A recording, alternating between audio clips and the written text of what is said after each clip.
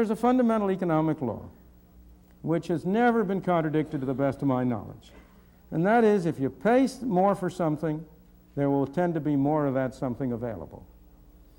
If the amount you're willing to pay for anything goes up, somehow or other, somebody will supply more of that thing. We have made immoral behavior far more profitable. We have, in the course of the changes in our society, been establishing greater and greater incentives on people to behave in ways that most of us regard as immoral. On each of us separately, we've all been doing it. One of the examples that has always appealed to me along these lines is the example of Great Britain. Not now, but in the 19th century, 18th century. You know, in the 18th century, Britain was regarded as a nation of smugglers, of law avoiders, of people who broke the law. In the 19th and early 20th century, Britain got the reputation for being the most law-obedient country in the world, an incorruptible civil service. Everybody knew about the fact that you couldn't bribe a civil servant in Britain the way you could one in, say, Italy or New York.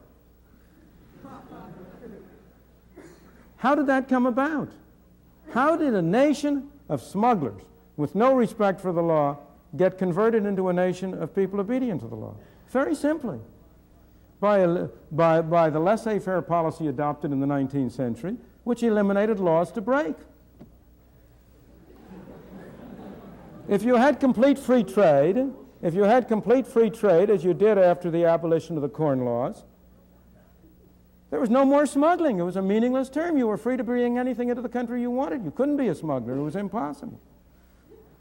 If you didn't need a license to establish a business, you didn't need a license to open up a factory, what was there to bribe a civil servant for?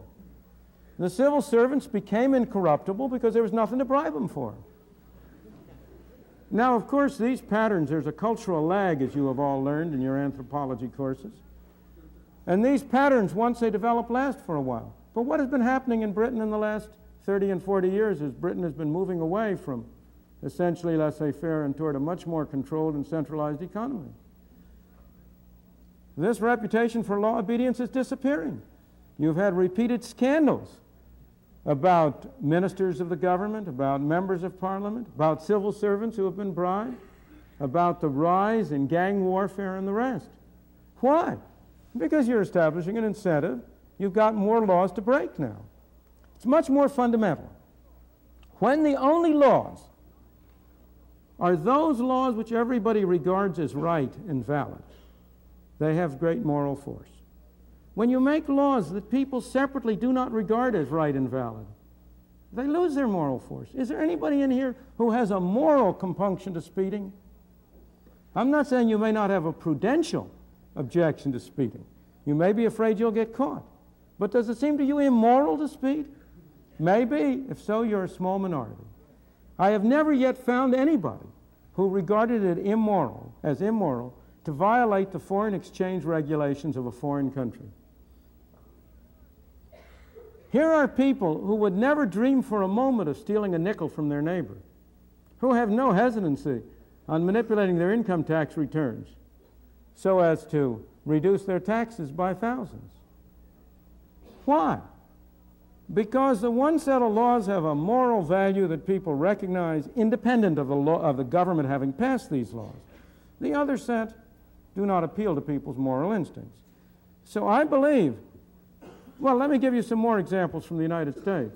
Prohibition of liquor, which was attempted, as you know, had disastrous effects on the climate of law, obedience, and morality. Something which had been legal, to buy and drink some alcoholic beverages, became illegal. And you converted law-abiding citizens into bootleggers. I heard over the 60 Minutes on program last Sunday night a great story on butt-legging.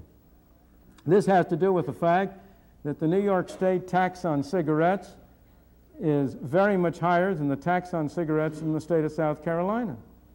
So you have people going down to South Carolina and buying the South Carolina low-taxed cigarettes and smuggling it into New York State and forging New York State tax stamps on it and then selling it to publicly. A large fraction of all cigarettes sold in New York State are butt-legged. Now, there you've provided an incentive for people to break the law, so they break the law. It's like prohibition in a different form. The obvious answer is for New York State to lower its taxes, and you will eliminate butt-legging overnight and be able to take whatever may be the number of policemen who are devoted to enforcing that kind of thing, you will be able to take them and turn them to useful work.